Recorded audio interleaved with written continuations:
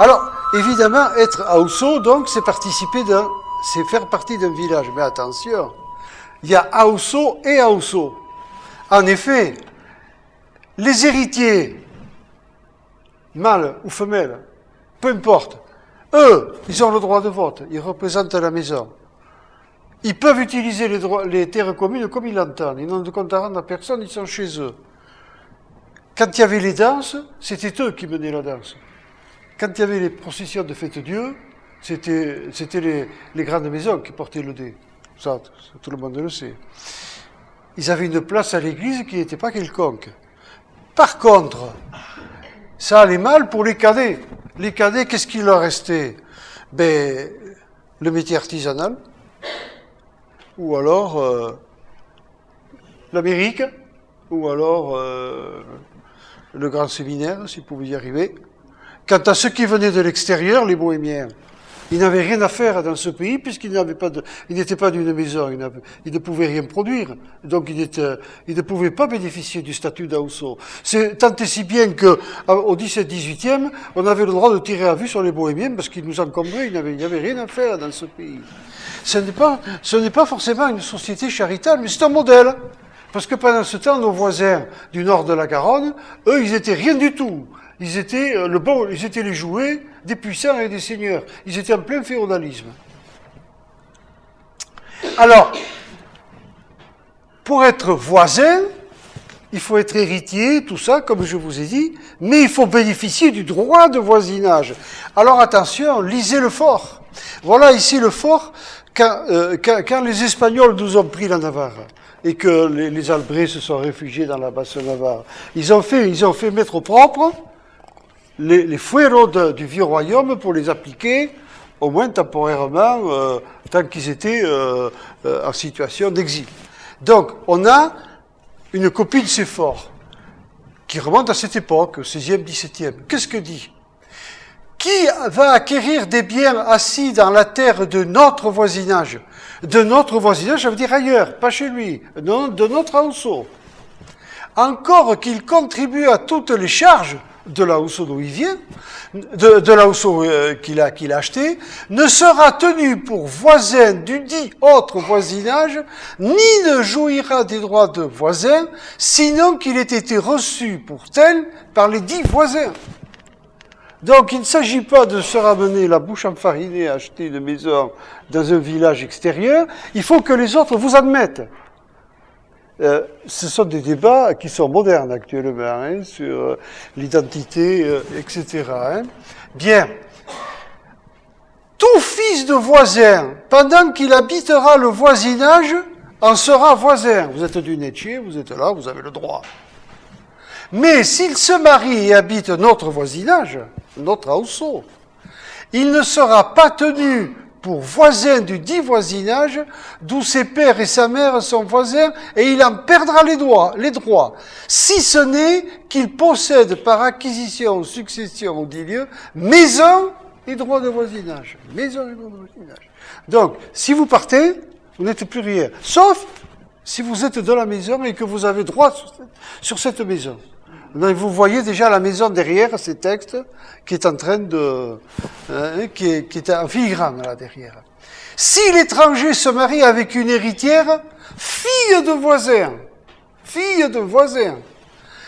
il sera voisin du voisinage où il sera marié. Non, pas de problème, il va adopter le nom de la maison et il sera de là-bas. Et habitera, il y jouira de tous les droits. Mais s'il se marie avec une fille qui ne soit pas héritière et qui n'ait pas de maison, eh bien là, il est pommard. Vous comprenez? Il sera tenu de faire et accomplir toutes les solennités du voisinage selon la coutume du lieu où il voudra être tenu pour voisin. Donc vous voyez combien l'Hausso et les Tchés, c'est tout un. C'est l'identité, en fait. Bien sûr, en 1789, les Jacobins vont casser ça et vont dire que tous les Français sont des frères, ils sont citoyens. Et vous comprenez pourquoi il va y avoir des réticences. De lourdes réticences. Et il y aura des déportations et tout ce qu'il faut pour calmer le jeu, si on peut dire. Alors, comment ça marche, ça, de nos jours? Eh bien, de nos jours, la maison, elle est prise dans le réseau de la Hausso. Alors, et la maison bénéficie des biens communs de la Hosso. Et d'abord, le premier lien que cette maison va avoir, c'est le lien constitutif avec son premier voisin. Le lien à Hosso va être capital, c'est lui qui accrochera au wagon tout le reste du train, si je peux dire. Donc, officialisation de la reconnaissance quotidienne par le lien à Hosso. Puis, il aura des devoirs envers la communauté en participant à la Hossoland. C'est-à-dire, on va voir que c'est un travail commun que doivent chaque Hosso à la communauté. Entretien des chemins, coupe en forêt, etc., etc. Du moment qu'il a des droits, il faut qu'il travaille. Il faut qu'il montre que ces droits existent. Puis, donc, il pourra bénéficier de la ressource, etc. Alors ici, vous avez une photo, c'est une photo de famille, excusez-moi, mais c'est un peu ça. Vous avez mon amagno, là, ma délicieuse amagno, devant la porte de la ferme, avec son père et sa mère, et la première voisine. Vous voyez? Donc la photo officielle, mais ils ont fait venir la première voisine. Et en même temps, vous remarquez que la première voisine, elle a une jolie robe. Amagno, elle n'avait pas, elle, une très jolie robe. Donc, le lien de la Hosso va commencer déjà à briser les signes extérieurs de richesse, si je peux dire. On est à Hosso, on est solidaire. Voilà. Et là, on veut se faire prendre en photo, eh bien, on se fait prendre en photo avec la première voisine. Deuxième exemple, le rituel funéraire. Au moment de la mort, le premier voisin sera aussi affecté que la maison. Et le lehen Hossoa deviendra Korutse Ketaria. Nous l'avons tous été, malheureusement, pour notre délicieux voisin. Nous l'avons conduit à l'église et au cimetière en ouvrant le cortège funèbre. Et la femme du premier voisin sera Argisaina. Alors ça, c'est capital, je ne développerai pas. Elle sera la gardienne des Lumières. Alors je en dirai deux mots tout à l'heure. Ça nous entraînerait beaucoup trop loin. Et ensuite, il y aura les Lehen Hossoak qui seront embauchés pour porter le cercueil, etc. Alors ici, par exemple, dans les cortèges funèbres, si je prends le cortège funèbre du Rugne dans les années 50, en tête marchaient le Lehen Hosso et le Bigaren Hosso, c'est-à-dire les deux premiers voisins. Le premier portait la croix, les autres portaient, ils étaient Korutse Shirioa, qui disait, croix chandelle, ils étaient croix là. Puis ensuite, il y avait le curé, puis des jeunes du quartier, de la Hosso. Puis ensuite, il y avait les proches de la Hosso et du village qui étaient derrière. Puis, les hommes du deuil avaient la cape et les femmes du deuil fermaient le cortège. Ici, à Saint-Jean-de-Luz, c'était la veuve qui marchait à queue, etc., etc. Bien. Alors, vous avez ici une disposition d'une église à l'Écouméry. Par exemple, pendant la messe ordinaire, il n'y a pas de curé, il n'y a pas de mort, pardon. Ici, vous avez l'autel. L'autel, c'est le domaine du curé. Dans les églises, au Pays Basque, le curé n'a à voir qu'avec l'autel. Tout le reste, c'est pas chez lui. C'est chez les Hosso. Ça appartient au village, c'est là qu'il y a les tombes, c'est là qu'il y a les femmes, il n'a rien à y faire, c'est là qu'il y a l'andélé chez Rora. Donc, le curé est là. Ici, côté épître, parce que vous savez, autrefois, on changeait le missel de messe de place, alors le côté épître n'était pas très gratifiant, c'était le côté évangile qui était le plus gratifiant. C'est là que les nobles sont enterrés, du reste, toujours, sur le flanc nord, et c'est là qu'étaient les femmes. Donc, vous avez les enfants du catéchisme, les filles du catéchisme, et puis quand elles ont fait la communion, elles sont devenues congrégation Neskatoak, les pauvres, c'est-à-dire filles de Marie, c'est... Bon, ça rappellera peut-être de douloureux souvenirs à certains d'entre vous, peut-être, je ne sais pas encore, ou de leur mère, tout du moins. Et puis après, quand elles sont mariées, elles vont dans les chaises, ici derrière, dans les maisons. Maintenant, elles ont fait le circuit, voilà, le circuit est comme ça. Généralement, elles se font faire une chaise. La vieille chaise, elle l'affiche au fond ou dans les greniers, et vous les récupérez. Des fois, les remontez dans les greniers des maisons.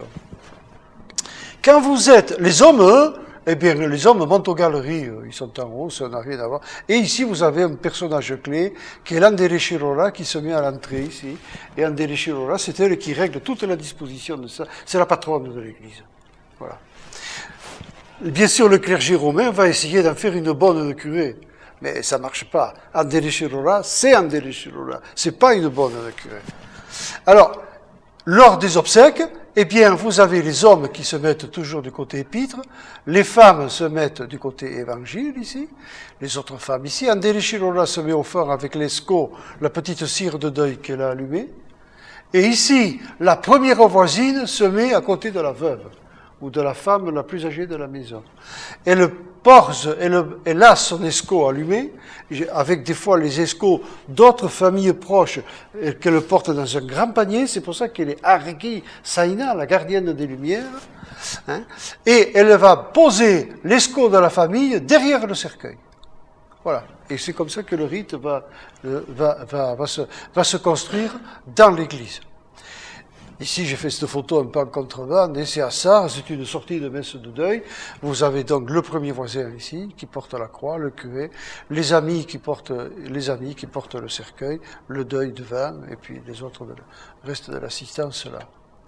Bien. Donc, ça, c'est le deuxième exemple. Vous voyez que, pour construire les mises en scène sociales, on respecte la structure de l'Aosso, et le transparaît dans l'organisation du rite. J'aurais pu prendre le mariage, j'aurais pu prendre le thème, mais comme on a surtout étudié le rite funéraire, voilà. Troisième exemple, les Etche et Laosso s'organisent pour gérer le bien commun. Comment ils font pour gérer les terres communes et tout? Par quels moyens?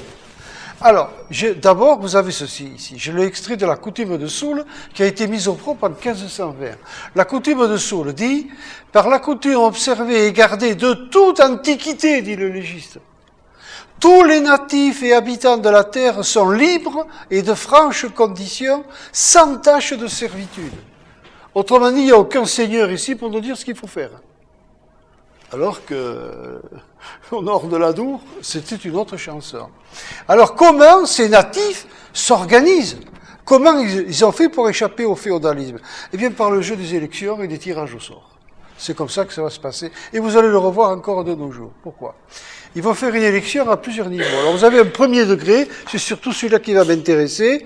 Après, il y a l'élection au Bilsar, mais j'en parlerai pas, où j'évacuerai. Vous avez les patrons des maisons et les patronnes. Normalement, il y a eu des femmes qui l'ont faite, elles pouvaient voter. Mais généralement, elles déléguaient leur mari pour ça. Donc les Etcheko, les maîtres de maison et les curieux se réunissent. Et les curieux, c'est-à-dire n'importe qui pouvait aller voir pour les affaires communes. Ça n'intéressait pas seulement que les patrons, que les maîtres de maison. Se réunissaient le dimanche à la sortie de la messe, dans le cimetière, ou dans une salle au premier étage de l'église. Parfois, ils se réunissaient en pleine nature, dans un bois, un carrefour, en vue de monuments proto-historiques. Ce lieu est dit Capitoa ou Chapitala. Alors, des fois, les topographes français mettent chapelet, chapelle, vous avez des quartiers comme ça, qui nous sortent dans le labour. Mais non, ce sont des anciens. Capitois, c'était là que se faisaient les assemblées populaires. Donc, c'est l'assemblée capitulaire. Là, ils délibèrent à la majorité des voix. Les nobles, ils sont exclus, y compris les curés et les bohémiens. Mais non, ils n'ont rien à y faire, ils ne produisent pas. Quant aux nobles, c'est pas la peine. Ils n'ont pas c'est pas des chefs de maison. Donc, toutes les Etchés possèdent une voix, grande comme petite. Voilà. Et chaque quartier votait ou tirait au sort pour désigner un jurat, Yuratua. Il avait un mandat impératif. Il n'était pas question de vous débiner. Si vous vouliez dire, ah non, non, non, je veux pas être jurat. Ah bon, ben alors tu payes une amende. Et on en redésigne une autre. Donc, le mandat est impératif. Il faut y aller. Du moment que vous êtes responsable, allez-y. Donc, un mandat impératif, et dans chaque quartier, le jurat deviendra mérabé, on dit aussi bail, ou Aoussa Pessa, en labour on disait Baldarna Pessa, il deviendra maire de la communauté annuellement à tour de rôle. C'est-à-dire, les jurats seront pris tous les ans, ça tourne. Impossible de geler un poste et de pantoufler dans une fonction, si vous voyez ce que je veux dire. Alors, un exemple, à Macaille, ils sont réunis capitulairement assemblés sous le porche, c'est la manière accoutumée, après que les 10 abbés et jurats se sont démis de leur charge. Donc on remet les compteurs à zéro, tout le monde abandonne la vieille charge et on repart. Tous les habitants se sont rangés en 4 rangs et chacun avec ceux de son quartier. Oui, chaque quartier autonome. Il leur a été distribué autant de grains de millet qu'il y a de maîtres de maison, en ayant chaque quartier un grain noir, ou des fois un papier noir aussi, suivant le règlement fait par les 10 habitants le 3 janvier dernier autorisé par la Cour, etc., etc. Et ceux à qui les grains noirs sont tombés par le sort, ayant vote, et c'est eux qui désignent les députés. Ils ont rapporté à l'Assemblée avoir nommé et choisi, conformément au règlement, et bien pour Abbé, pour Jura, etc., etc. Et ils avaient tellement la hantise du traficage des élections que parfois c'était des enfants qui distribuaient les grains, pour être sûr qu'il n'y ait pas de magouille.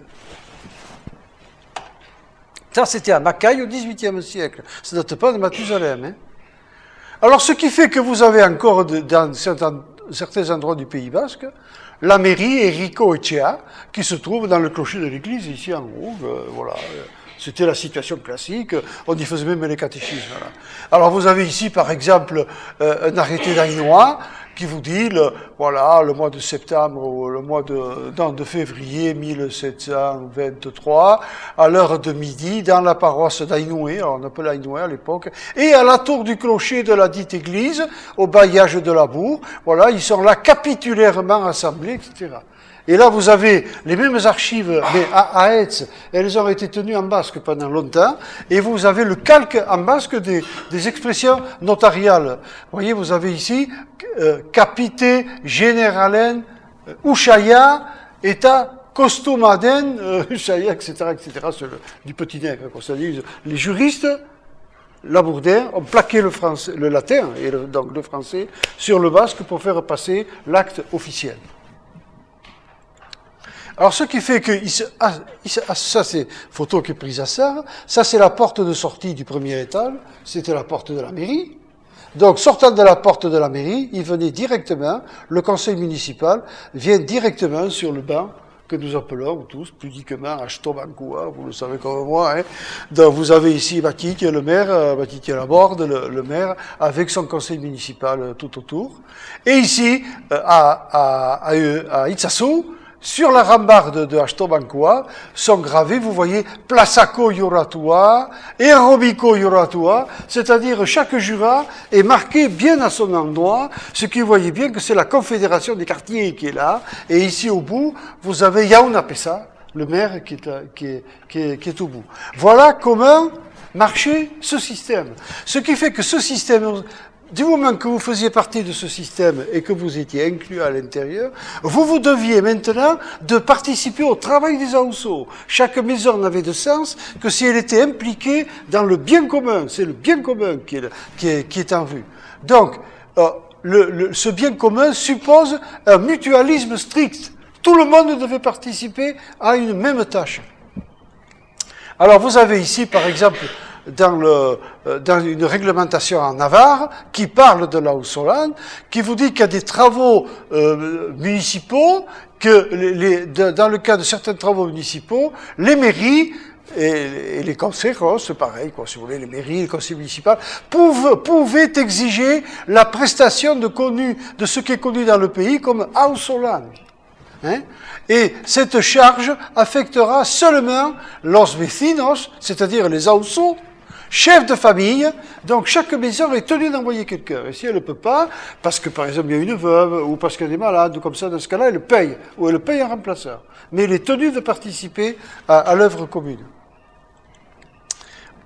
L'œuvre commune existe, vous avez ici l'Haute-Solane, qui continue encore en Pays Basque Sud, ici pour gérer les packages. Ici, vous avez un pont qui a été fait par les voisins, et chose délicieuse, notez bien la petite croix qui est ici, sur le passage, là où Solane marquait toujours sa façon de faire, il y avait toujours une petite signature de lui. Ici, le pont de Saint-Pé est fait par là où Solane, Chemperec et Guina, donc les gens de Saint-Pé l'ont fait, Victor Duhalde, Baldar Napes, Sénéan, alors que c'était Victor Duhalde qui était le maire en 1738.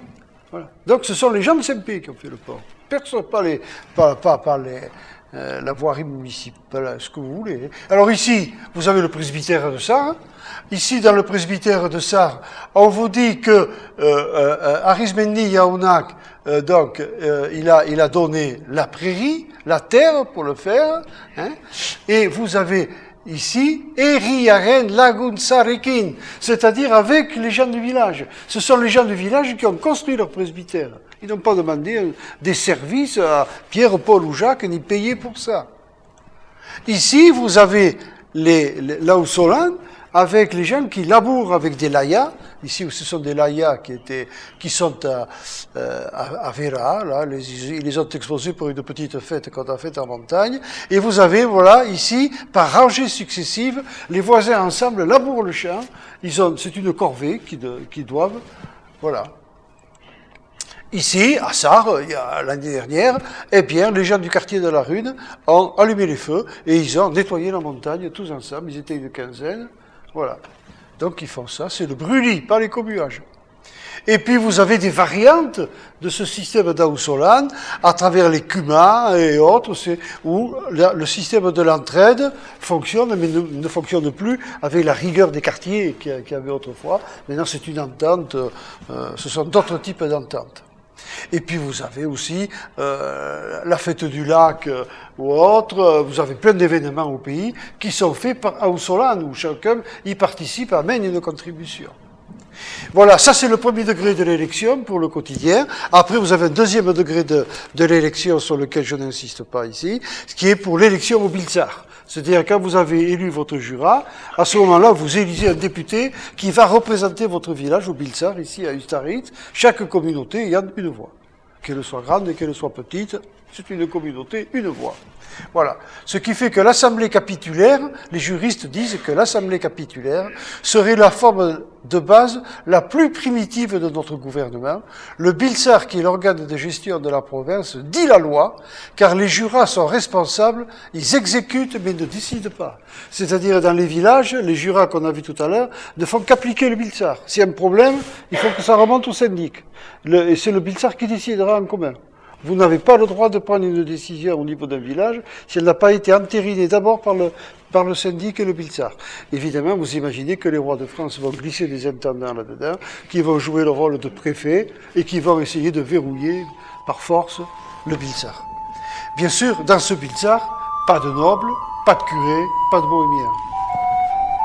Alors, ici...